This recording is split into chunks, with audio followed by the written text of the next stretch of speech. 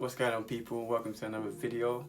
The topic of today's video is going to be strengths and how I feel like sometimes we focus on our weaknesses too much and what we don't have instead of focusing on what we do have and what the gifts that we have and the strengths that we have, and using them to the fullest potential, to their fullest potential.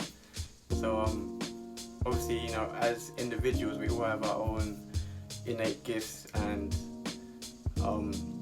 sometimes we overlook them, but I feel like when we work on them, it helps strengthen our identity, and they can also outshine all our weaknesses as well. So I'll give a few examples of why I feel that strengths are important to work on, and at least to not neglect and think, you know what, I'm good at this, so let me just work on all my weaknesses. So yeah, let's get into it. But quick disclaimer, I'm not saying that people that think they're jack of all trades or people that do want to work on their weaknesses I'm not throwing any shade, it's just like a thought, opinion, so, open to discussion. Anyways, let's get into it. Okay, so my first point about why I feel like strengths are important to work on and to shine a light on, highlight is, it takes me back to year 4, year 5, where there was a boy called O. He moved to England when he was about 5. So his communication skills weren't the best. I didn't really know how to fit in, all of that. So I remember, like, everyone, there was funny people in my class, but I feel like he tried to be like them. But people just take the mick about the way that he spoke. Eventually, I think it was like a year later, realized his strength, when O's strength was he would tell a joke, but it wasn't that it was quick-witted or sarcastic like everyone else. He would just tell a joke and he would make everyone laugh because of his facial expressions or his body language, and he was one of the funniest people I've ever met. And I feel like once he realized it, he became more comfortable, more confident in making friends, and he just came out of his shell. But my point is that O didn't try. Well, he did try, but it didn't work. It failed. He tried to be like everyone else.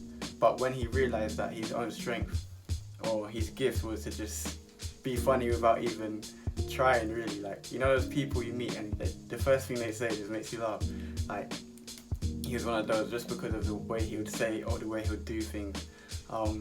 So yeah, O was gifted in that area, and once he realized that, it really just took him places. But obviously, that's just a small example. So my next point is going to be about a dancer called Alex Cage. Alex Cage, he is a world-class dancer now.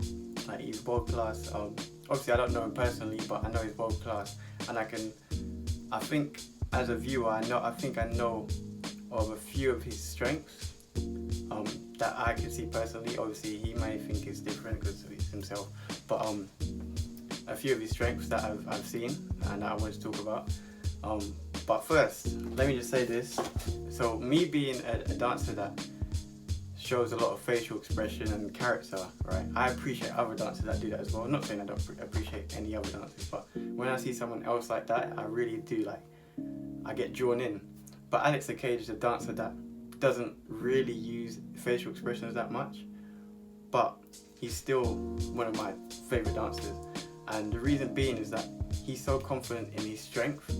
To put it simply, he's very calm and patient. He's very calm.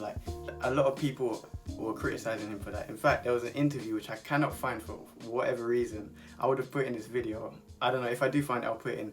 But he says how for 3-4 years he was getting criticism from judges, people, I can't really remember properly, but people were telling him that, look, you don't use facial expression, you need to start using it. But that just wasn't him. It just wasn't his strength, and he knew his strength, which was just his calmness, and it's almost he looks very peaceful, and that was his strength, which he realized, and he said, look, I'm not changing for anyone, I'm just going to keep doing me. And now you see him at a competition, he just destroys everyone, man.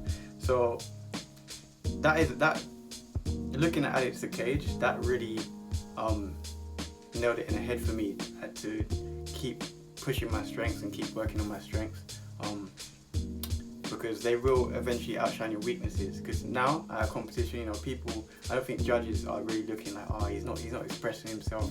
Like, he's still connected to the music, but he does it in his own way, and it clearly works because he's a sick dancer. So yeah, that's my point about Alex the Cage. But yeah, in conclusion, I'm just gonna bring up another random example, man. But like, when you look at footballers like Messi, okay, we'll say Messi for example. Like, Messi isn't the biggest guy, he's not the strongest guy, but this guy is still rated over 90 in every FIFA game.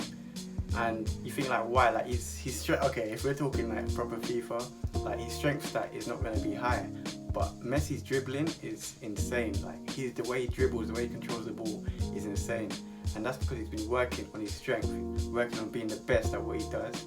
And when you look at that for an example, like, it clearly shows that, you know, when you work on these strengths, you're able to achieve like new heights. You have like no limits. Because it's very easy to say, oh look, Messi, all he does is okay, let's not use Messi for an example, because there's loads of other things that he does. But say someone is so good at what they do, it's very easy to think, oh, but they're very limited. But I don't think that's the case, because I feel like, for example, say I'm very good at floor work, or as a rapper I'm very good at my flow.